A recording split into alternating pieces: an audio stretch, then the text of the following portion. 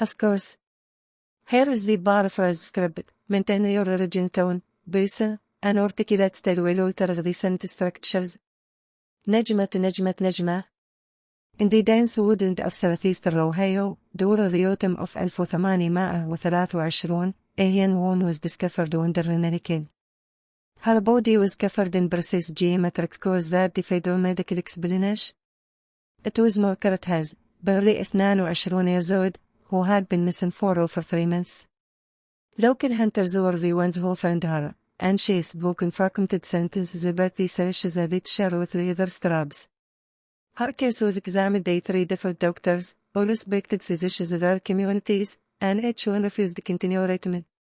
Said by the county magistrate, the official records were buried in all cases that would see the delay for nearly 2 centuries. What those physicians discovered about Margaret's condition was so disturbing that one of them, Dr. Edmund Carteret, reportedly buried his medical notes in East Ohio forever. Tonight, we will uncover the truth behind Margaret's case, a story that reveals the darkest corners of early American medicine and the terrible brace of scientific ambition it isn't shaped by human decency. Before we continue with the story of Margaret Hayes and the horrific discoveries that drove 3 physicians to bend their medical oath, if you're brave enough to hear stories that most people would rather forget, I want to ask you to hit that subscribe button. These aren't just tales. They're fragments of real history that powerful people tried to erase. Tell me what's that you're listening from in a comment below, and let's build a community of those who seek the truth, no matter how dark it might be. Our truth about Margaret's case begins in the summer of 1823, when she first disappeared from our small farming community near what is now County, Ohio. A harsh business with the Ohio frontier in 1823, where survival took proceeds so for comfort and the line between civilization and wilderness remained dangerously thin. With her widow father, Thomas Hayes, Margaret Hayes was born a modest farm about 12 miles south of Athens in a settlement locals simply called Millfield. Perhaps 40 families made up the community, most of them transplanters from Pennsylvania and Virginia who had sought cheaper land and a fresh start in the Ohio Territory. Throughout the settlement, Margaret was known as an unusually intelligent young woman. A rarity among frontier women of the time, she could read and write with remarkable fluency. Her father, a former school teacher turned farmer, had educated her beyond what most considered the appropriate for a woman of her stage. She kept detailed journals about families, read medical texts borrowed from the town's physician, and displayed a sharp wit and curious made letters she wrote relatives back in Pennsylvania. A locale that Thomas had built himself was where the Hayes family lived, surrounded by cleared fields where they grew corn, wheat, and vegetables. Nearly a mile was their nearest neighbor, the Brennan family, immigrants who had arrived just 2 years earlier. While the isolation was typical of frontier life, it also meant that when something went wrong, help was far away and often too late. The settlement's only physician was Dr. Samuel Hardwell, a man in his 50s who had trained in Philadelphia before moving west in 1819. He was known for his methodical approach to medicine and his habit of keeping detailed records of every patient he treated. For minor ailments over the years, Dr. Hardwell had examined Margaret several times, a brokerist when she was 16, a severe fever the following winter, and routine visits that confirmed what everyone already knew: she was healthy, intelligent, and remarkably resilient. Particularly difficult for the Hayes family had been the summer of 1823. During these spring plans, Thomas had injured his back, leaving much of the farm work to Margaret. She had managed admirably, but neighbors noticed that she seemed increasingly withdrawn and tired. The Irish woman who was close to the Hayes farm, Mary Bryan, later told investigators that Margaret had stopped visiting in June, which was unusual since the 2 women had developed a friendship despite their different backgrounds. Its abruptness was what made Margaret's disappearance particularly troubling. On the morning of July 15, 1823, Thomas Hayes walked to find his daughter's bed empty and her few personal belongings, including her precious journals, missing. In the cabin, there were no signs of struggle, no evidence of forced entry, and no note explaining her departure. Immediately, her father organized a search party, but despite the surrounding force for days, they found no trace of Margaret Hayes. The dense wood and that surrounded the settlement hampered the search efforts. The Ohio force of 1823 was largely untouched by civilization, as the canopy of oak, maple, and hickory trees that created a perpetual twilight beneath their branches. Common animals included wolves and bears, and it was easy for someone to become lost in the seemingly endless maze of trees, streams, and ravines. Without any sign of Margaret, as weeks passed, the settlement began to whisper about what might have happened to her. Some believed she had been taken by wild animals, others suspected kidnappers by Native Americans, though no trades had been seen in the area for over a year. A few suggested she had simply run away, perhaps to marry a man from a neighboring settlement, but this theory was dismissed by those who know her well, as Margaret had shown no interest in courtship and had often expressed her contentment with her life in Millfield. Code and Cry, the morning of October 23 عودي 1823 dawed with the kind of autumn that seemed muffled and bare the edges of reality.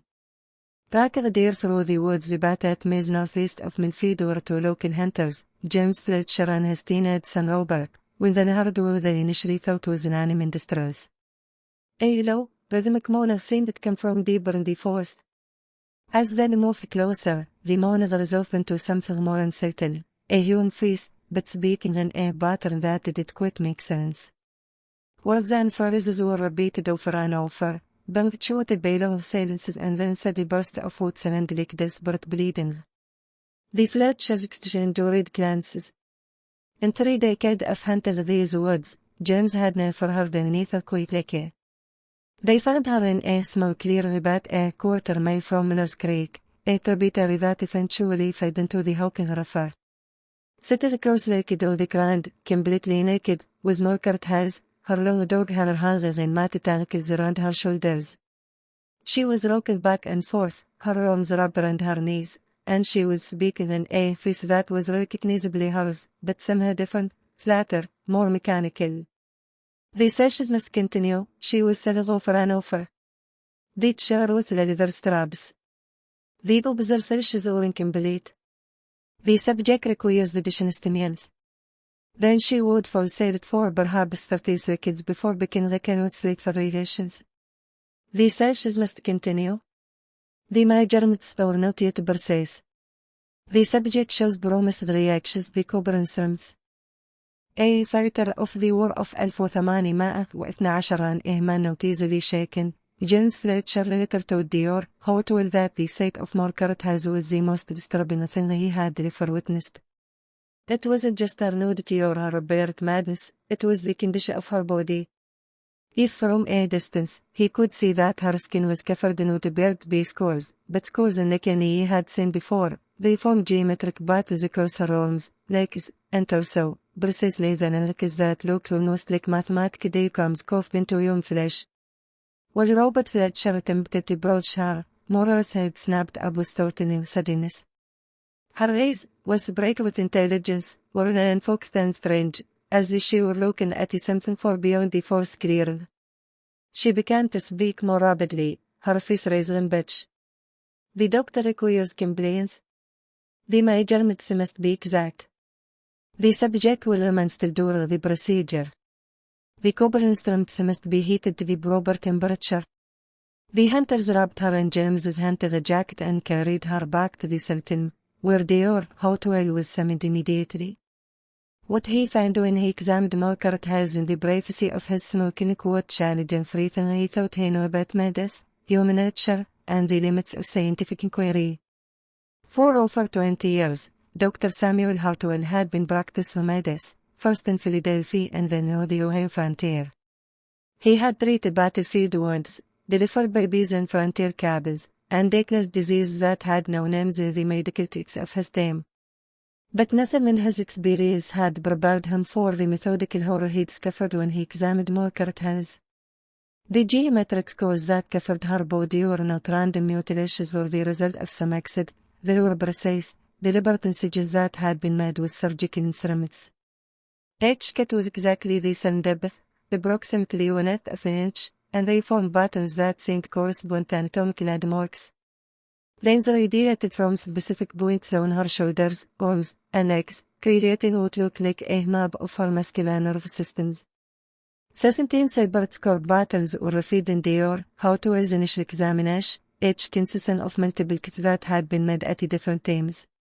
The precision was extraordinary. Whoever had done this possessed detailed knowledge of human anatomy and considerable skill with surgical instruments. The scores had healed keenly, suggesting that proper medical care had been provided during the healing process. But it was Margaret's behavior that really disturbed the physician. For long periods, she would sit motionless, her eyes vacant and stare, and then suddenly began speaking in that same mechanical voice the hunters had heard. She would describe procedures in clinical detail, referred to herself in the third person as the subject, and speaking of various measurements and observations that had been conducted upon her body. The subject's response to electrical stimulus was recorded on day 47, she would say, her face completely devoid of emotion. The copper probes inserted at the precise locations below the spinal column. The subject's verbal responses indicate heightened sensitivity in the lower range. The doctor was pleased with the results and authorized continuation of the experiment. Dr. Hotwell treated various symptoms, learning to calm her, gentle questioning to determine what had happened to her, if it implicit hypnotize her using techniques he had read in Philadelphia. Nothing seemed to break through whatever barrier existed between Margaret consciousness and the outside world. She would respond to direct questions about her basic needs, food, water, warmth, but an inquiry about her experience during the 3 months she had been missing would trigger another stage of clinical observations. The most disturbing aspect of her condition was the way she would sometimes address him as doctor and seem to convict him to continue whatever had been done to her. She would position herself in specific poses, laying on her side with her arms extended or sitting upright with her head tilted at the particular angles, and would expect for him to do something.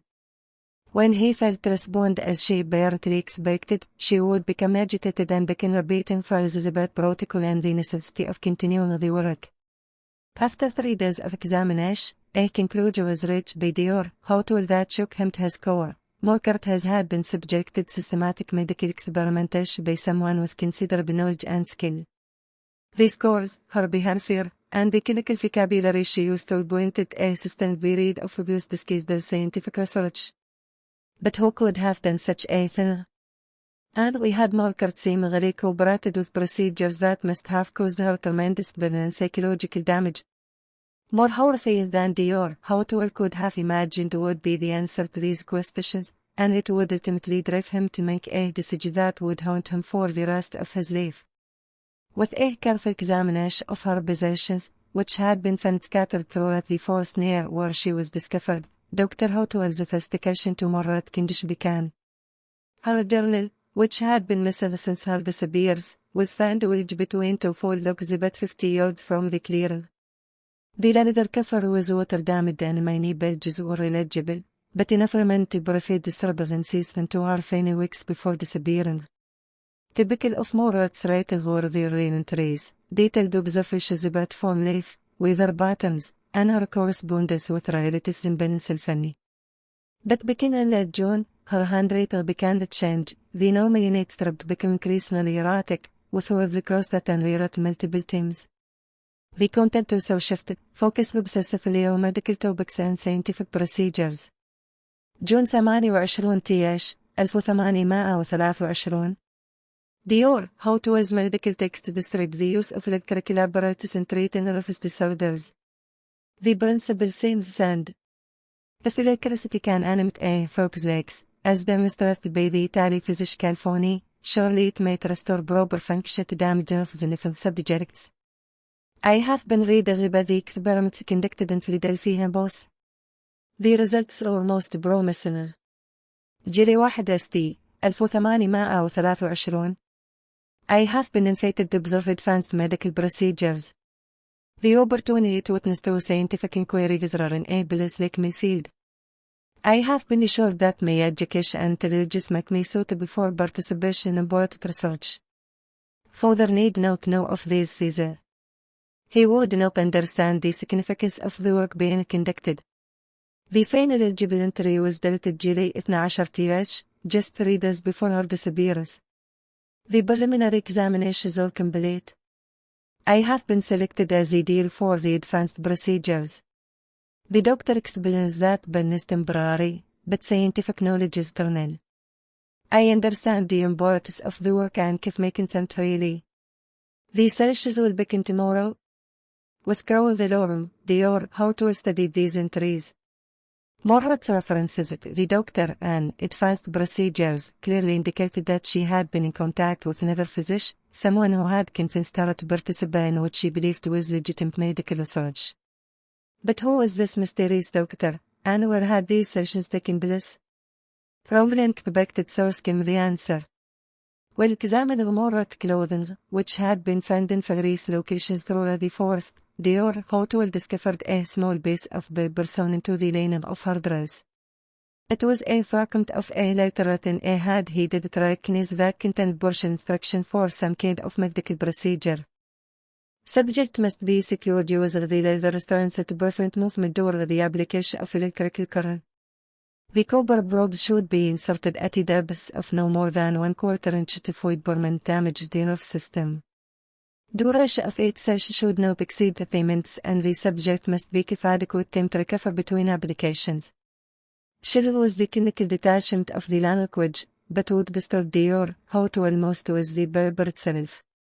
It was high-quality rated paper, the kind used by wealthy professionals, not the rough material typically available on the frontier. The ink was also of superior quality, suggesting that whoever had written these instructions had access to expensive supplies and likely considerable financial resources. Among the other settlements in the region, the how to began making discreet inquiries. Had anyone seen Margaret during the month she was missing? Had any traveling physicians visited the area? Were there any reports of unusual activities or strangers in the vicinity? The responses were largely negative, but one piece of information proved significant. Samuel Bryan, the Irshmicant who lived nearest to the house farm, mentioned that he had seen lakes in the old Westfield property during the summer months. The Westfield place was abandoned farmstead about 5 miles north of Millfield, left empty after the original owner died of fever in 1821. The property included a substantial gas and sulfur-lit buildings, all of which had been slowly deteriorating for 2 years. I thought it might be squatters, Brian explained. But the lights were too regular, always at the same window of the main house and always at the same time of night, around 10 o'clock. It went on for weeks, maybe 2 months. They did stop suddenly, sometime in early October. Despite the growing sense of pride that had been building since Margaret's return, the Howell decided to investigate the Westfield property himself. What he found there would confirm his worst fears and force him to confront the possibility that someone in their small community was capable of unspeakable acts in the name of science. In a natural bull surrounded by his sad the Westfield property, invisible from the main road and accessible only by a narrow track that went through dense woodland. As Dr. Howell approached the abandoned farmstead on the morning of October 23, 1823, he was struck by how isolated the location was. Someone could conduct any kind of activity here without fear of discovery by casual passers-by. A large log structure that had been built with more care and expense than most frontier homes was the main house. The original owner, Jonas Westfield, had been a prosperous merchant who had invested heavily in land speculation before his untimely death. The house had glass windows, a luxury in frontier Ohio, and a stone chimney that suggested the owner had intended to live comfortably. That the property had been recently occupied was Dr. Howell's first indication when he noticed that the front door, which should have been secured with a wood bar, was standardly ajar. The hinges had been recently removed, and the door opened slightly when he pushed it. Inside, the main room showed clear signs of recent habitation. The wood floors had been swept clean, and there was a faint smell of lamp oil in the air. But it was what he found in the back room that made his blood run cold. The samples had been converted into what could only be described as a primitive medical laboratory. Dominating the center of the room was a large wood table, its surface and dark with what appeared to be blood. detached table at interface that corresponded a human body, wrists, ankles, waist, and neck, were the restaurants. The restaurant showed signs of healthy use, with were patterns that suggested they had been used to secure someone who had struck against them. Along the walls, there how to well find the array of medical instruments that were both familiar and disturbing. There were surgical knives of various sizes, broken and properly maintained. A set of copper probe connected by wires to the bear to be a parametric apparatus barred by a series of glass jaws filled with manneted bullets, a photic base similar to those used in electrical experiment at major universities. Most disturbing of all was a collection of detailed drawings bent to the wall of the table. They were anatomical sketches of a female body marked with precise measurements and notations. Exactly the patterns of scores that Dior, how to well had observed Morot's body corresponded the drawings, HNCG had been planned and documented with scientific precision. On a smaller table near the window sat a leather-bound Robin. With trembling hands, Dior, how to well opened it and found body after body of clinical observations written the same hand he had seen or the bird were fragment found in Morot's dress. The entries were dated and detailed, describing a series of experiments conducted on subject M over a period of nearly 3 months. Day 1. Subject M has been prepared for the initial procedure. Baseline measurements taken. Subject shows excellent physical condition and high intelligence, making her ideal for the band experiments. Initial incisions made below the vibrator and anatomical landmarks. Subject remained conscious throughout the procedure as planned. Reactions recorded. Day 15. Electrical stimulation experiment commenced. Subject gains responses to varying degrees of current-bladed different clusters. The copper probes proved most effective when heated to approximately 120 درجة Fahrenheit. Subject's verbal responses indicate precise locations of maximum sensitivity. Day 32. Subject M has begun to show signs of psychological adaptation to the procedures. She no longer resists the restaurant and has begun to assist in positioning herself for its age. This cooperation will allow for more precise measurements and extend experimental periods. Unable to continue reading, Dior, how to well find himself, the clinical detachment with which these horrors had been recorded was almost as disturbing as the procedures themselves. But when detailed in the journal entries caught his attention, the handwriting was not only familiar in style but seemed to match writing he had seen before. As he studied the journal more carefully, compared it to medical notes he could read in his own back, a terrible research began to form. The handwriting, the medical terminology, the sophisticated understanding of anatomy and experimental procedure, all of it pointed to someone with extensive medical training, someone who had access to advanced disciplines. With the force of a physical blow, the truth hit him. He knew this handwriting because he had seen it many times before in medical correspondence and professional journals. The person who had conducted these experiments so marked has was Dior Cunningham, the most respected physician southeastern Ohio, a man who had trained at the Harvard Medical School and who had been conducting research into nervous system disorders for over a decade. Najma. Just when we thought we'd seen it all, the horror Morot's intensifies. If this story is giving you chills, share this video with a friend who loves dark mysteries. Support our content by hitting that like button. And don't forget to subscribe and for more stories like this. Let's discover together what happens next to this investigation that would shake the foundations of medical ethics around America. In a substantial broadcast that served as both his residence and his medical practices, Dr. Cunningham in Athens, began to say it.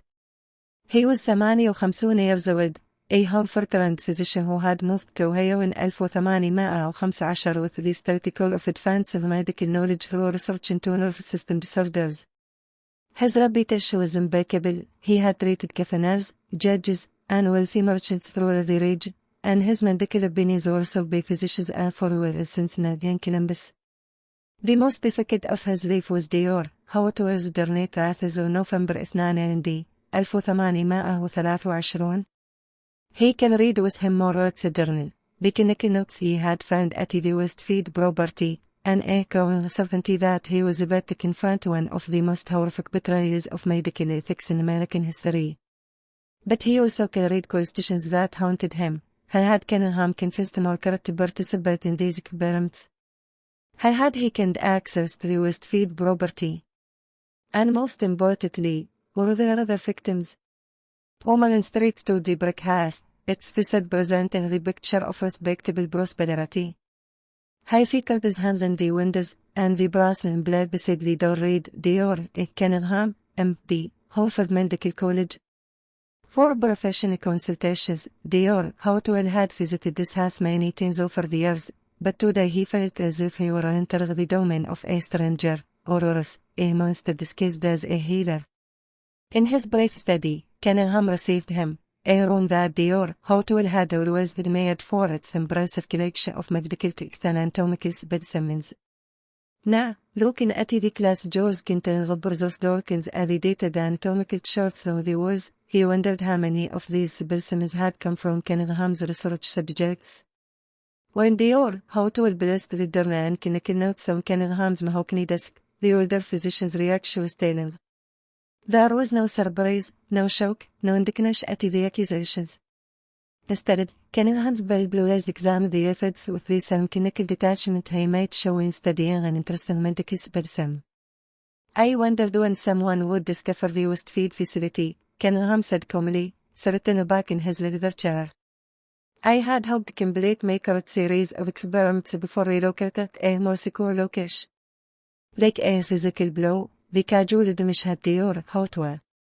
Third series. Dear Code, Cunningham, or you there or others? From his desk drawer, Cunningham reached in and withdrew a leather portfolio, which he opened to reveal a series of detailed sketches. Each drawing showed a different birth, man and woman of 3 stages, with the same precise anatomical markings that Dr. Hartwell had seen on Margaret's body. Names were written beneath each sketch. Subject A, James Batters, age 24. Subject C, Seller Mills, age 19. Subject S, Thomas Burke, age 31. The significance of what if accomplished you cannot possibly understand, Cunningham said it, his face carrying the tone of a professor addressing a particularly slow student. For centuries, medical science has been hampered by ethical constraints that prevent us from conducting the kind of research necessary to advance human knowledge. I have broken through those barriers. In horror, Dr. Hartwell found himself stared at the portfolio. These are people, Cunningham. Young beings of those families, with lives, with futures that you destroyed in the name of your research. Firmly, Cunningham corrected, subjects. Carefully selected subjects who contributed to the advancement of medical science. Their sacrifice will benefit thousands of future patients who will receive treatment based on the knowledge gained from my research. How Cunningham had convinced Margaret to participate in such horrors without Dr. Hartwell demanded no. The answer filled him in belish so calculated and cruel that it seemed beyond comprehension. A systematic approach to identify and recruit subjects without Cunningham explained he had developed. He would travel through the remote settlements of southeastern Ohio, ostensibly providing medical care to underserved communities, but actually identifying potential subjects, young people who were intelligent, physically healthy, and, most importantly, socially isolated. A deal with Margaret has, Cunningham said, bore that a self-portfolio contained detailed notes about her background. Highly intelligent, curious about medical science, lived with only her father in a remote location. I began cultivating her interest during my visits to great her father's injury. I brought her medical texts to read, discussed cases with her, bruised her understanding of complete concepts. She was hungry for intellectual stimulation and grateful for my attention. Gradual and psychologically sophisticated had been this seduction. Cunningham had convinced Margaret that she was uniquely qualified to think groundbreaking medical research. He had shown her letters supposedly from prominent physicians in Boston and Philadelphia, but as his work and emphasis on the importance of finding suitable research assistant. He had forged endorsement from medical institutions, creating an entire fiction network of support for his experiments. Cunningham continued, I told her that the research required absolute secrecy because of the conservative attitudes of frontier communities toward advanced medical procedures. She believed she was participating in work that would eventually be published in the most prestigious medical journals in America. She was proud to be selected for such important research. As he realized the full extent of Cunningham's manipulation, Dior, how to sick. And the others. How many others have there been? A secretary was consulted by Cunningham, كانت هستنكر أهلس أثنين زاندرس. Margaret was subject Ye, the Seraphic and Maker research series. The briefly subjects provide valuable, but they lacked her intelligence and resilience. Most expired during the more advanced procedures before I could complete the full experimental protocol. The casual Cunningham discussed the deaths of 6 young beings was perhaps the most chilling aspect of the entire conversation. He showed no remorse, no recognition that he had committed any wrong. In his mind, he was a pioneer researcher who had simply had the courage to push beyond conventional ethical boundaries. Were all very buried? Dr. Houghton asked, his voice barely above a whisper. Disposed of in remote locations where they will not forbid scaffold, Cunningham replied. The forest is vast, and there are many deep ravines and abandoned mine shafts in this region. There remains serves no further purpose for my research. Abruptly, Dior, Houghton stood up, his chair stirred against the wood floor. Your research engineer, Cunningham. I have documented the effects of your crimes, and I intend to praise it to the Attorney General. You will seek justice for all you have done. Soft and decisive was Cunningham's reaction. His demeanor chilled instantly from connected detachment could menace. You will do nothing, he said, rising from his chair and moved a cabin to where he kept his medical instruments. I have spent too many years developing this research to a frontier physician with limited understanding of destroy. Cunningham continued, I have influential friends throughout this region, judges, prosecutors, wealthy merchants who depend on my medical expertise. How do you think will be pleased? A respected Harvard-trained physician conducting important research, or a country doctor making weird accusations based on the reference of a mentally disturbed one? Todd Dior, Hartwell, Cunningham advanced, the surgical knife held with the practiced grip of someone who had used such instruments many times before. Margaret has was found wandering in the forest, clearly insane. Any scars on her body can be explained as self-inflicted wounds caused by her mental condition. There is no credible evidence of any crime, and there never will be. But Dr. Houghton had anticipated this possibility. Before coming to Athens, he had prepared for the likelihood that Cunningham would attempt to seize him. Hidden in several locations around Milford were copies of the evidence he had gathered, along with detailed letters describing his discoveries. If he failed total by a specified date, those documents would be delivered to authorities in Columbus. Cunningham, if prepared for this conversation, Dior, Houghton said, back toward the doorway keeping his eyes on the knife. If anything happens to me, multiple copies of your research notes and entries will be delivered to the Governor, the Attorney General, and several newspaper editors. Your crimes will be exposed regardless of your connections. Cunningham paused, his expression shifted as he calculated the implications of this revelation. For the first time during their conversation, Dr. Houghton saw uncertainty in the man's eyes. You're bluffing, Cunningham said, but his face lacked conviction. Am I? Dior, Houghton replied. Or you will stick your reputation and your freedom on that ambush.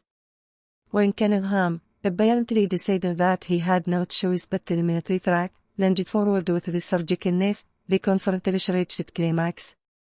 Dr. Houghton had served briefly as a military surgeon during the War of 1812, and his reflexes, though dead by age, were still sharp enough to avoid the initial thrust.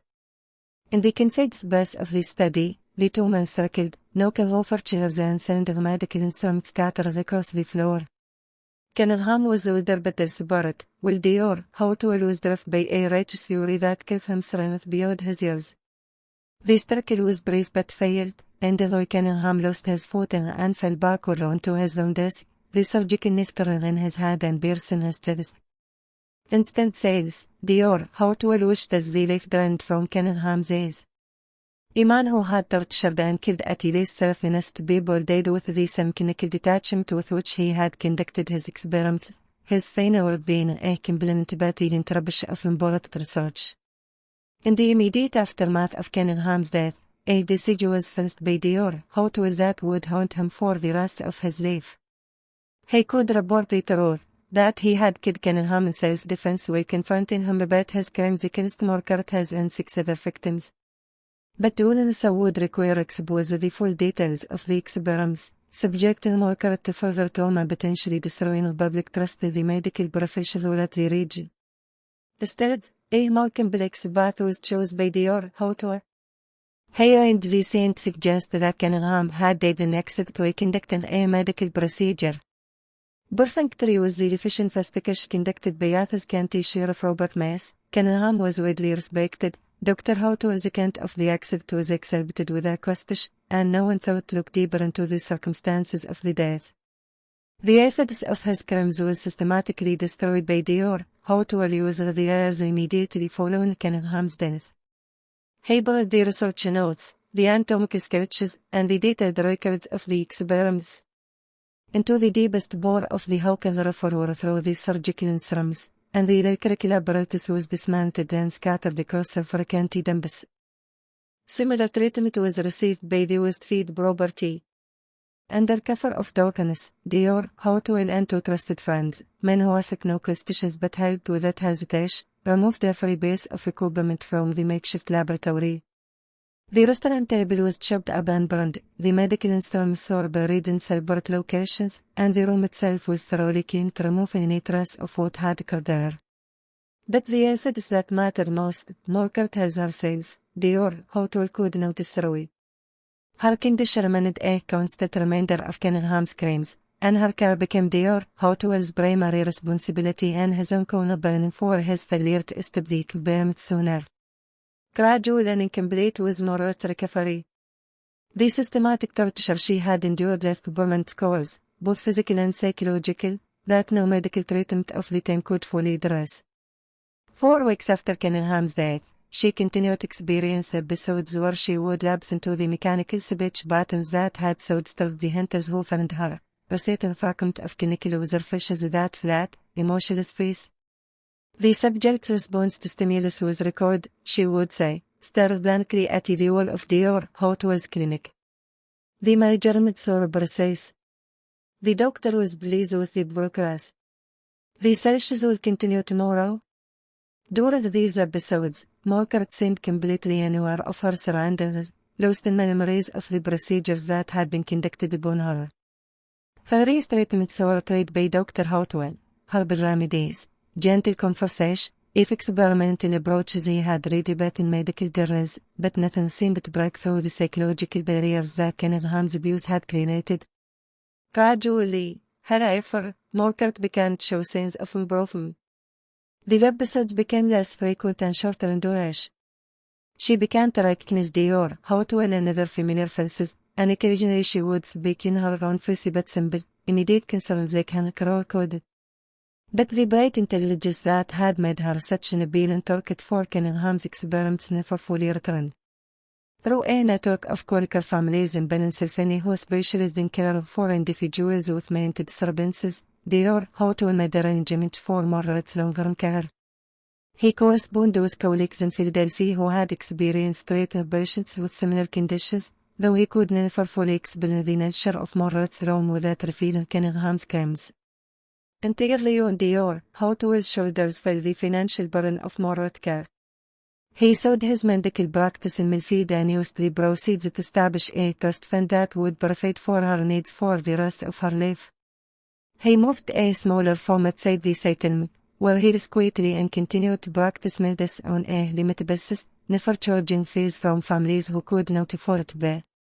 The truth about what had happened to his daughter was never by Thomas Harris. Dr. Hotwell told him only that Margaret had suffered a mental breakdown caused by her experiences while lost in the forest and that she would require permanent care in a facility that specialized in such conditions. Perhaps because the daughter noticed that his daughter had been systematically tortured by a respected physician, was too horrible to contemplate. توماس accepted this explanation. In 1825, 2 years after Margaret disappears, Thomas died, having never recovered from the combined trauma of her ordeal and his own feelings of guilt and helplessness. His final words, echoed as the neighbor who attended his deathbed, were apologetic Margaret for failing to protect her. After Thomas' death, the house phone was abandoned and eventually reverted to stay. In 1828, no settlers purchased the property, but they were unaware of its tragic history. The house was torn down and rebuilt, and the land was cleared for different crops, erasing most physical traces of the family that had lived there. During the 15 years between Cunningham's death and his own passing in 1838, Dior Hout was visited Margaret regularly. These visits were both a source of comfort and a reminder of his failure to prevent her suffering. Margaret seemed to recognize him and would often become calmer in his praises, but she never spoke about her experience during those 3 months in 1823.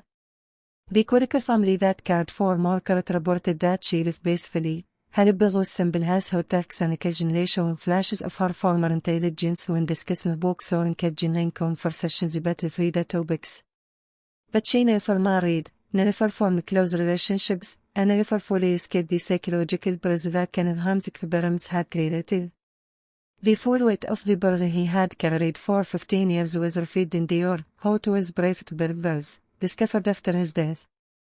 In a letter shortly before his death, he described his decision to cover up Cunningham's crimes as the most difficult choice of my life, but perhaps the only one that could prevent further suffering. I have saved one life, he wrote, but I failed to save others. The weight of that failure will follow me to my grave. I pray that history will judge me not for my sales about these crimes, but for my efforts to ensure that they never happen again. In his attic after his death, Dr. Hout's medical bag and instruments were found, wrapped in cloth and stored in a trunk that bore a handwritten note. Some tools of healing become instruments of remembrance for what we could not prevent. May those who find these understand that Midas is a sacred trust that must never be betrayed. All 3 doctors who had refused to treat Margaret as Dior Hout himself, Dior Marcus from Athens, and Dior Joseph Sterling from Lancaster, had recognized that her condition was the result of systematic abuse. But he had also understood the practical impossibility of seeking justice through conventional means in Ontario. The refusal to treat her was not abandoned, but a recognition that conventional medical treatment could not address trauma of such magnitude. In the decades following Margaret's death, Dior Hout became increasingly reclusive and eventually stopped practicing medicine altogether. He sold his remaining medical equipment in 1833 and devoted himself to farming and caring for the few animals he kept on his small property. Neighbors described him as a sad but kind man who would provide medical care in emergencies, but who seemed haunted by some unspoken tragedy. For nearly 2 centuries, the story of Margaret has a Dior Cunningham's crimes remained buried. The official records were sealed by court order, and the few people who know the truth took their knowledge of their curses. It was only in the 1999 when Athens County Courthouse records were being digitized, that a researcher discovered the anomalous file containing Dior Hout was sealed report about unusual medical circumstances requiring confidential handling. The discovery led a limited investigation that uncovered fragments of the story, enough to base together the basic facts, but not enough to provide complete answers about the scope of Cunningham's crimes or the fate of his other victims. Archaeological surveys of the Westfield property and surrounding areas have never located any human remains, suggesting that Cunningham was thorough in his disposal of evidence. Until 1847, Margaret has lived, Dana peacefully at the age of 46 in the Quaker household that had cared for her for over 20 years. Her death was recorded simply as natural cause following a long illness, with no mention of the trauma that had shaped her life. She was buried in a small cemetery outside Philadelphia. Her gravestone bears only her name and dates of birth and death.